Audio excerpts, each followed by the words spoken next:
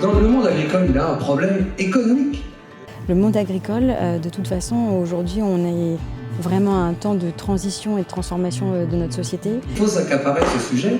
Favoriser l'évolution de ce métier pour que ces exploitations soient reprises et notamment donner envie aux jeunes. Je pense que c'est entre agriculteurs qu'il y aura un dialogue utile et que certains qui sont réticents seront convaincus.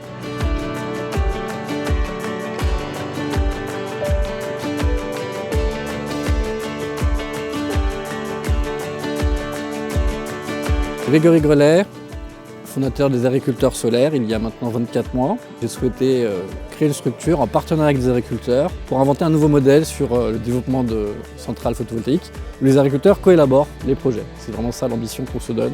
On envisage l'autonomie énergétique des fermes, produire du solaire, l'autoconsommer et possiblement alimenter des tracteurs ou du machinisme électrique à l'avenir.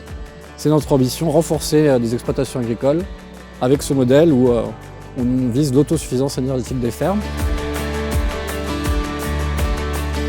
On a beaucoup de responsabilités en tant qu'agriculteur, d'entretien des territoires, de production d'abord, c'était avant tout ça. Demain peut-être de production d'énergie. Je suis rentré avec les agriculteurs solaires, c'est que le développement se fait avec l'agriculteur et se fait dans le territoire.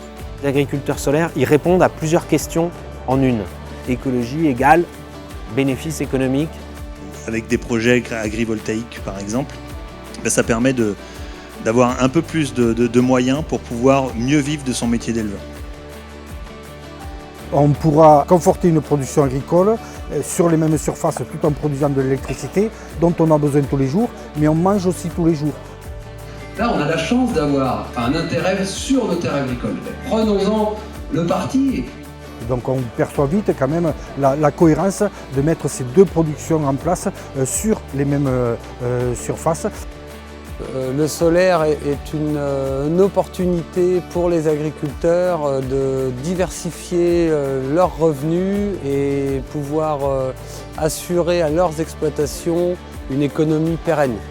En agriculture, ça va pouvoir donc conforter des projets d'installation qui d'entrée intégreront donc leur production agricole qui sera confortée par aussi la production photovoltaïque. C'était donc l'objet de cette journée de montrer le modèle qu'on porte, à la fois sur l'ambition technique, mais aussi sur le modèle social et innovant avec les agriculteurs qui sont co-sociétaires et collaborateurs des projets. Voilà, moi je préfère privilégier ce genre d'événement qui se passe dans une ferme avec des agriculteurs. Toute l'organisation, aussi bien dans le fond que dans la forme, j'ai trouvé ça effectivement pertinent et efficace, vraiment intéressant et enrichissant aussi. Dans nos échanges qu'on a eu aussi bien là en mode conférence, on est vraiment assis, on écoute, on prend des notes, et puis même dans l'échange de ce midi, ça nous a permis en tout cas d'échanger aussi bien entre les élus, les agriculteurs, les techniciens, les chambres et autres.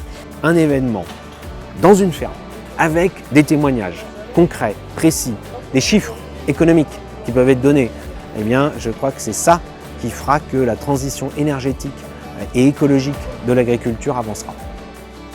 C'était une journée très intéressante. On a eu beaucoup d'échanges entre les agriculteurs et les élus. Les élus ont besoin de voir comment est-ce qu'on travaille. Nous, on sollicite de la concertation et de la planification avec les élus. Donc c'était très intéressant comme échange. On aura d'autres temps d'échange comme ça avec le territoire jusqu'à l'élaboration et la construction de ces projets.